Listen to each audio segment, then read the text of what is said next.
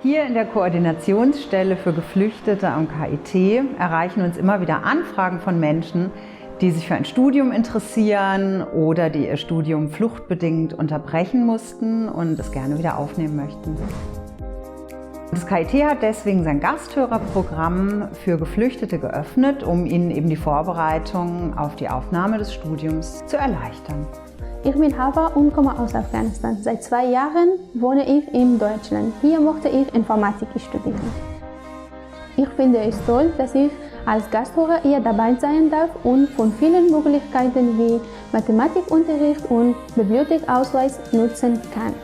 Ich freue mich, dass ich durch dieses Programm das Bildungssystem Deutschlands näher kennen kann. Gemeinsam mit unseren Studienbotschafterinnen und Studienbotschaftern beraten und informieren wir die studieninteressierten Geflüchteten und vermitteln eben die individuell jeweils passenden Angebote hier am KIT.